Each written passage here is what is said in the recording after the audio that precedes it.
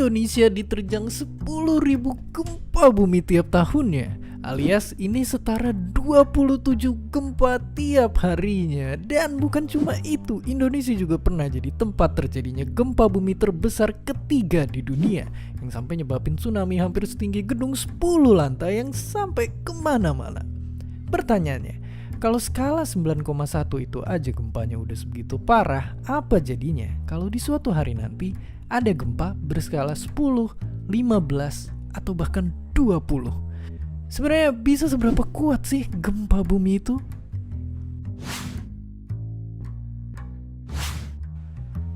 Ternyata gempa yang paling kuat pernah tercatat ada di negara ini dengan skala 9,5.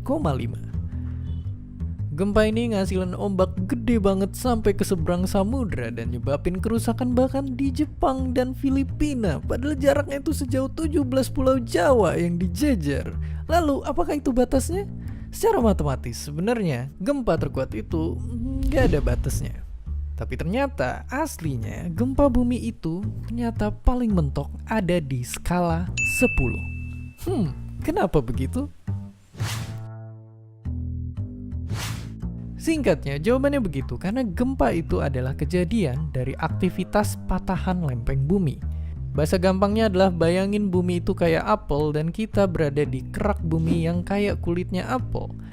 Tapi nggak kayak kulit apel yang cuma satu bagian. Kulitnya bumi ini kebagi jadi banyak bagian yang gerak-gerak terus.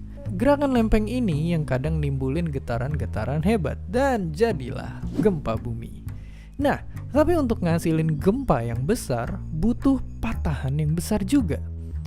Dan kalau mau ada gempa sebesar skala 12 misalnya, bakal butuh patahan yang lebih gede dari planet bumi sendiri, alias mustahil.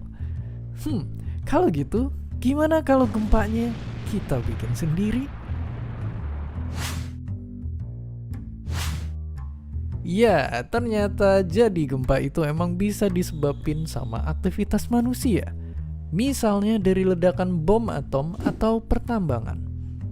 Bahkan yang paling parah, pernah ada proyek ini yang ngasilin gempa bumi dan bikin 80.000 orang tewas atau hilang. Dan angka 7,9 itu sebenarnya gede banget. Karena ngebaca skala ini tuh nggak kayak hitung-hitungan yang biasa diajarin pas kita SD. Jadi skala gempa bumi itu manfaatin perhitungan ribet yang namanya adalah logaritmik, alias tiap naik satu angka, itu sebenarnya naik 10 kalinya. Jadi getaran gempa skala 8 itu 100 kali lipatnya gempa di skala 6. Oke, jadi biar bisa ngindarin semua kengerian ini, pertanyaan selanjutnya adalah bisa nggak sih gempa itu kita prediksi? Lucunya di saat teknologi kita sekarang udah bisa ngeramal hujan badai dan pergerakan asteroid yang kompleks di luar angkasa, nyatanya kita belum bisa tahu kapan dan di mana gempa akan terjadi.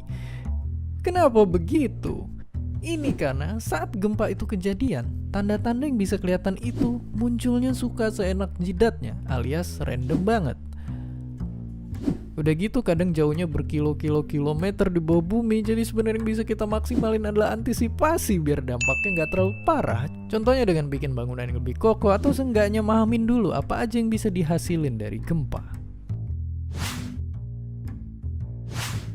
Pada akhirnya kita makin sadar kalau manusia di planet ini cuma makhluk kecil yang cuma numpang. Ya, jadi jangan macam-macam karena kalau marah dia bisa aja getarin rumah kita dan muter balikin dunia kapan aja. Dan seperti biasa, terima kasih.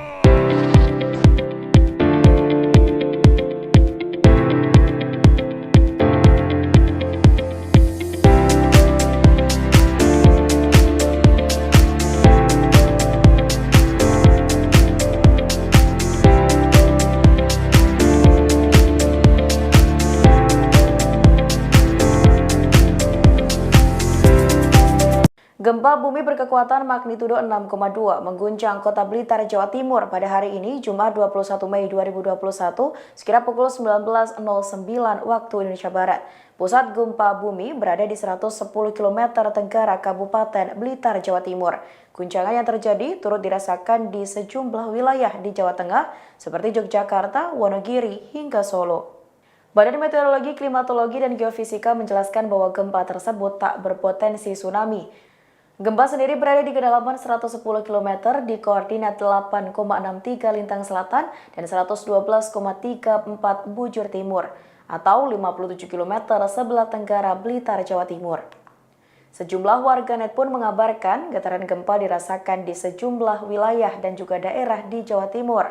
Selain itu, gempa juga dirasakan di sejumlah wilayah di Jawa Tengah. Ada yang menyebut gempa terasa sampai ke Wonogiri, Yogyakarta, hingga Solo, Jawa Tengah.